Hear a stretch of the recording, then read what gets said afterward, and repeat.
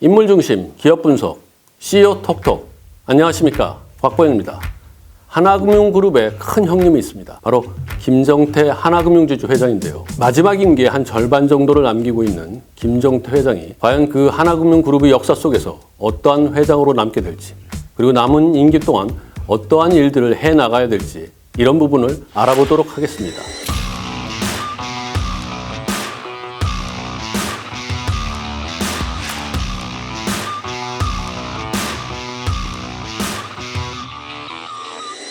김정태 하나금융지주 회장 이야기를 풀어갈 윤준영 기자가 나와 있습니다. 안녕하세요. 비즈니스포스트 윤준영 기자입니다. 김 회장의 임기가 2021년 3월까지입니다. 마지막 임기의 반환점을 돌았다, 이렇게 생각할 수 있는데, 김 회장이 1952년생이고 하나금융지주 회장의 70세 이상은 할 수 없는 그런 나이 제한을 두고 있기 때문에 사실상 마지막 임기라고 할 수 있습니다. 정말 의미가 남다를 것 같은데요. 김 회장은 하나금융그룹에서 어떠한 회장으로 남기를 원하고 있을까요? 네, 김정태 회장은 2012년 하나금융지주 회장 자리에 올라 올해로 8년째 회장을 이어가고 있습니다. 2018년 3월에 세 번째 임기를 시작해 2021년 3월이면 임기를 마치는데요. 그렇게 되면 9년째 회장 자리를 이어가는 장수 회장이 됩니다. 그동안 김 회장은 참으로 다사다난한 임기를 보냈다, 이렇게 이야기할 수 있을 것 같습니다. 하나은행하고 외환은행을 통합을 하고, 그다음에 디지털 기반도 마련했고, 그다음에 글로벌 부분을 강화하기 위해서 여러 가지 동분서주했던 그런 일들도 있었습니다. 반면에 좀 나쁜 일들도 있었어요. 김 회장이 연임을 막으려는 금융감독하고 대립하면서 굉장히 갈등을 겪는 그런 굳은 일도 많이 있었습니다. 너무 많은 일들이 있었기 때문에 저조차도 김정태 회장이 어떤 회장으로 남게 될지 궁금한데요. 2021년 3월까지 아직 1년이 남아있기 때문에 유종의미를 거두는 것이 매우 중요하다고 할 수 있겠습니다. 그런 점에서 김정태 회장이 늘상 강조해왔던 비은행 강화가 중요한 과제로 꼽힐 텐데요. 남은 기간 동안에 인수합병에 성공해서 비은행 강화를 이뤄낼 수 있을지 관심이 쏠리고 있습니다. 그 하나은행이 외환은행을 인수해서 통합할 당시만 하더라도 또다시 인수에 나설 수 있는 그런 여력은 없을 것이다, 이런 평가가 나왔었는데, 노조 통합, 또 제도 통합, 또 시스템 통합, 이런 걸 정말 눈부시게 빠르게, 그리고 말끔히 해내는 그런 조기 통합을 이뤄냈거든요. 그래서 이제는 순이익도 크게 올랐기 때문에 인수합병에 나설 수 있는 그런 시기가 되지 않았나, 이런 평가가 나오고 있습니다. 네, 우선 인수합병에 성공을 하기 위해서는 두 가지 조건이 맞아 떨어져야 합니다. 시장에 좋은 매물이 있느냐, 그리고 금융지주가 자금 여력이 충분한가, 이 두 가지인데요. 우선 하나금융의 자금 여력을 살펴보면 올해 상반기 기준 이중 레버리지 비율이 122.69%로 금융당국의 권고치인 130%를 밑돌고 있는 상황입니다. 상반기 롯데카드 인수전을 앞두고서는 여유 자금이 1조 원이 있다고 밝히기도 했습니다. 그렇게 생각해 보면은 결국 남아있는 조건은 시장에 그렇게 좋은 매물이 나올 수 있느냐, 이게 관건이 될 것 같은데요. 상반기 롯데그룹 금융계열사 인수전에서 하나금융그룹이 놓친 것이 굉장히 아쉬운 대목으로 남을 것 같다는 그런 생각이 드는데요. 맞습니다. 하나금융지주 역시 10여 년 만에 찾아온 대형 카드사 매물을 차지하기 위해서 여론전을 펼치는 등 힘을 쏟았습니다. 하지만 결국 우리금융지주가 꾸린 컨소시엄에 밀리고 말았습니다. 그런 만큼 하반기에 나올 수 있는 보험사 매물에 더욱 관심이 쏠리고 있는 상황입니다. 그러면 하나금융지주가 과연 보험사 인수합병에 나설지, 그게 좀 궁금한데, 정말 나서게 될까요? 우선 김정태 회장은 꾸준히 비은행 강화를 주문해 왔습니다. 금융지주의 경우에는 현금성 자산을 두둑한 실탄으로 가지고 있기 때문에 비은행 계열사를 인수합병을 하면 단번에 몸집을 키울 수 있는 효과적인 전략이라고 보이기도 합니다.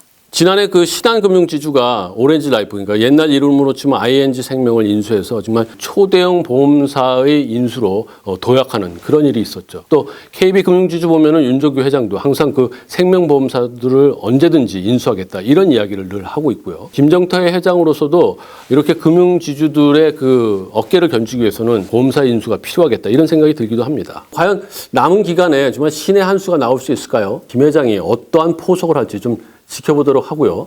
우선은 8년 넘게 하나금융그룹을 이끌어왔던 김 회장이 어떠한 일들을 해왔는지 면밀하게 좀 살펴보도록 하겠습니다. 그래야 저희들이 하나금융그룹의 역사를 쓸 때 회장 김정태를 어떠한 인물전으로 쓸 수 있을지 평가할 수 있을 것 같으니까요.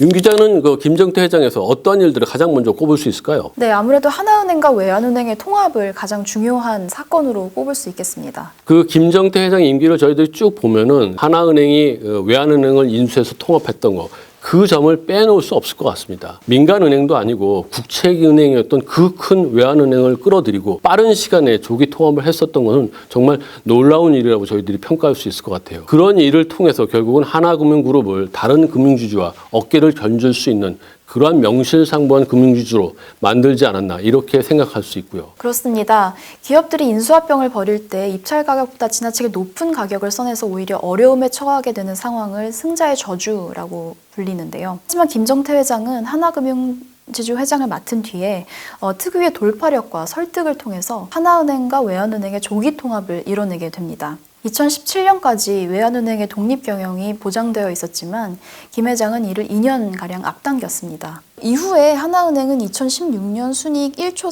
3,872억 원, 2017년에 2조 1,035억 원으로 그야말로 눈부신 성장세를 보이게 됐습니다. 그렇게 조기 통합을 깔끔하게 마무리 짓지 않았더라면은 하나은행이 그렇게 빠르게 하나금융지주로 성장하고 그리고 다른 금융지주와 어깨를 나란히 할 수 없지 않았을까 이런 생각도 들고 그런 분석도 많이 나왔었어요. 사실 하나금융은 이전부터 충청은행, 보람은행, 서울은행 등 다양한 인수합병을 거쳐서 탄생한 금융지주입니다. 1971년 단기어음을 다루는 단자회사에서 시작을 했는데요. 당시 지방은행보다도 규모가 작았다고 합니다. 이후에 98년도에 충청은행, 99년에 보람은행, 2002년에 서울은행을 잇따라 인수하면서 규모를 무섭게 불려나갔습니다. 네, 그렇죠. 그리고 그 정점을 찍은 것이 바로 2012년 외환은행과 통합을 이뤄낸 거 이렇게 평가할 수 있겠네요. 네, 그렇습니다.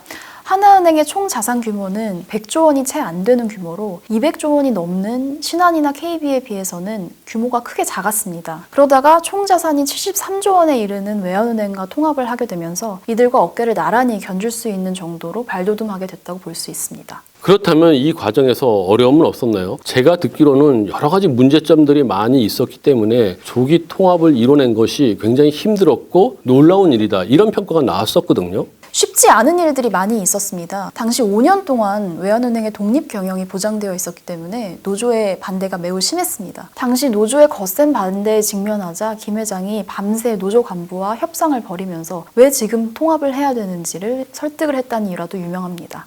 8년간 금융주주 회장을 이어오면서 김 회장 특유의 그 뚝심 경영 그것이 빛을 발했다 이렇게 평가할 수 있겠네요. 사실 그 김 회장의 뚝심 경영의 면모는 디지털 부분에서도 좀 빛을 발하고 있습니다. 요즘 은행들이 서로 앞다퉈서 빅데이터 그리고 디지털 이런 부분에서 사활을 걸고 경쟁을 하고 있는데 전산, 데이터 이런 부분에서 굉장히 경험이 많은 김정태 회장이 일찌감치 하나금융그룹을 은행이 아닌 거의 그 디지털 정보회사처럼 탈바꿈시켜야 된다 이렇게 얘기하고 긴 프로젝트를 꾸준히 밀고 나가는 이런 면모를 보여줬거든요. 김 회장의 디지털 금융 사업 중에서도 장기 프로젝트로 글로벌 로열티 네트워크가 꼽히는데요. 김 회장은 직접 2015년에 글로벌 결제 시장을 통합할 수 있으면 좋겠지 않느냐 하는 아이디어를 냈다고 합니다. 당시로서는 실현 가능성이 낮아 보였는데요. 올해 들어서 대만과 태국에서 서비스가 오픈이 되면서 해외에서 좋은 반응을 얻고 있다고 합니다. 뚝심의 김정태, 큰형님 김정태. 하나금융그룹 내부에서는 김정태 회장을 부르는 애칭이 굉장히 많습니다. 그리고 또 직원 하나하나를 챙기는 그런 회장으로 굉장히 유명합니다. 다사다난, 우여곡절 이러한 수식어로도 다 담을 수 없는 정말 많은 일들이 있었지만 뚝심의 김정태 회장이 오늘의 하나금융그룹의 도약을 이끌어낸 장본인이라고 이야기할 수 있겠습니다. 그리고 또 그 그룹의 뿌리를 더 단단하게 하기 위해서 정말 임기 마지막 날까지 해야 될 일들이 많이 있어 보입니다. 네, 오늘 CEO 톡톡은 이것으로 마무리하겠습니다. 그리고 다음 시간에는 김정태 회장 후임으로 어떤 인물들이 거론되는지 포스트 김정태에 대해서 이야기해 보도록 하겠습니다. 여러분 구독하기, 좋아요 꼭 부탁드리겠습니다. 감사합니다.